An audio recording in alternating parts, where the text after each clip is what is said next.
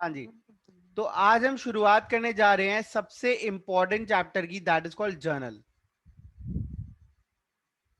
ठीक है, और मैंने आपको याद होगा, बताया होगा, हम कॉपी नंबर 1 बनाते हैं।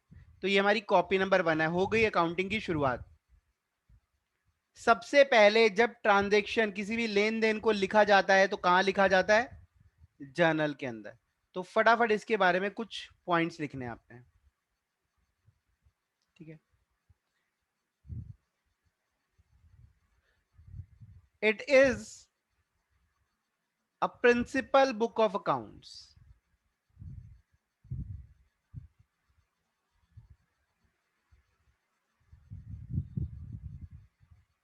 इसका मतलब क्या है? प्रिंसिपल बुक वो बुक्स होती हैं जहां पर ट्रांजेक्शन्स को वेरी फर्स्ट टाइम लिखा जाता है। ठीक है, where transactions are entered, transactions are recorded for the first time. जहां पर ट्रांजेक्शन को पहली बार रिकॉर्ड करा जाता है उसको हम बोलते हैं प्रिंसिपल बुक्स ऑफ अकाउंट। तो जर्नल एक ऐसी बुक है जो प्रिंसिपल बुक्स का पार्ट है। ये प्रिंसिपल बुक है, इसके अंदर हम सबसे पहले इसी के अंदर ट्रांजेक्शन्स को रिकॉर्ड करते हैं। ठीक है, लिखेंगे जर्नल इज अ बुक। ठीक है, जर्नल को अगर हम लिटरेट मीनिंग पढ़ें उसका, तो जर्नल इज अ बुक, ये किताब है, वेयर या in which all the transactions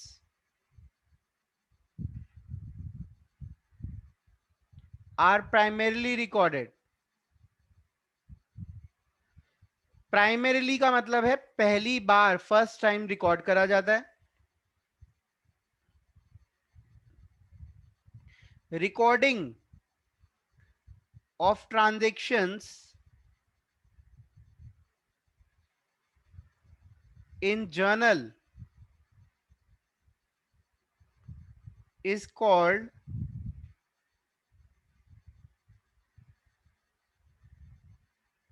is called journalising. जब हम ट्रांजेक्शन्स को जर्नल में रिकॉर्ड करते हैं तो उसको हम बोलते हैं हम जर्नलाइजिंग कर रहे हैं।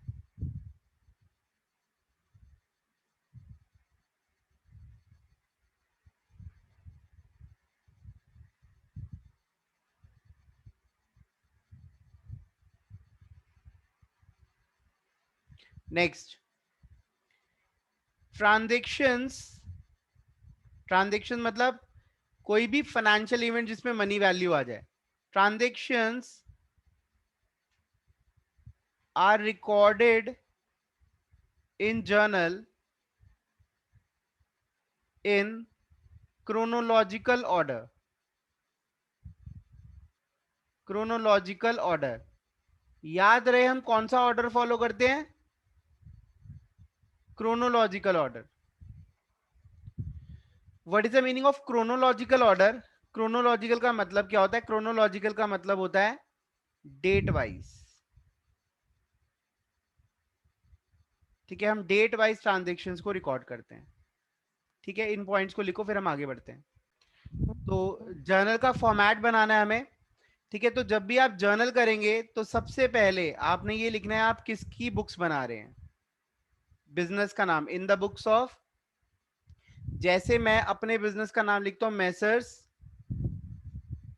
शिक्षा एट स्कॉलर्स। ठीक है, ये लिखने के बाद मैंने यहां क्या लिखा कि ये किसकी बुक्स है? शिक्षा एट स्कॉलर्स की। और इनकी बुक्स के अंदर मैं क्या बनाने जा रहा हूं?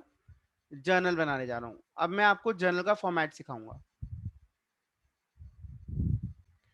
हाँ जी, देखिए सबसे पहले आपने इसमें काउंट करना है, इसमें कॉलम कितने हैं। Column number 1, 2, 3, 4 and 5। ठीक है, तो सबसे पहले आपने ये समझना है ये 5 कॉलम्स किस किस पर्पस के लिए बनाए गए। पहला कॉलम इज डेट कॉलम। मैंने कहा था ट्रांजेक्शन को डेट वाइज रिकॉर्ड करा जाता है, किस दिन कौन सी ट्रांजेक्शन हुई।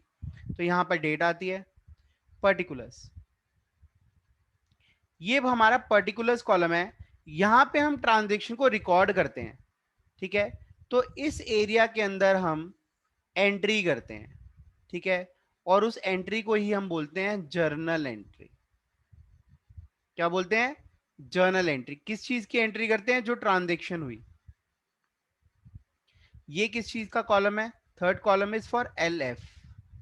ये एल एफ क्या होता है आप जरूर लिखेंगे साइड में, देखिए एल एफ का मतलब यहां पर होता है लेजर फोलियो।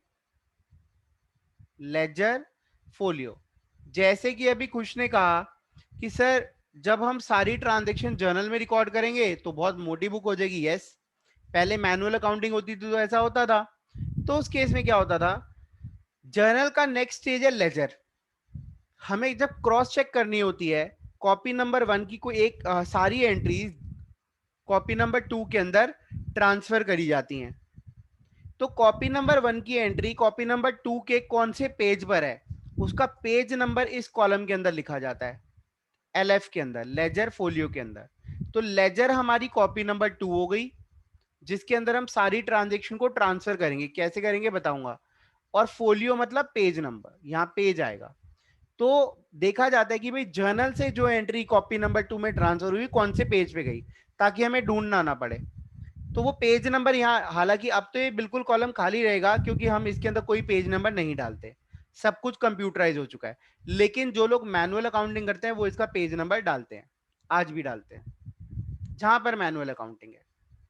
ठीक है, तो हमारा थर्ड कॉलम अभी तक के लिए यूजलेस है, मैंने आज तक इसमें नंबरिंग नहीं देखी।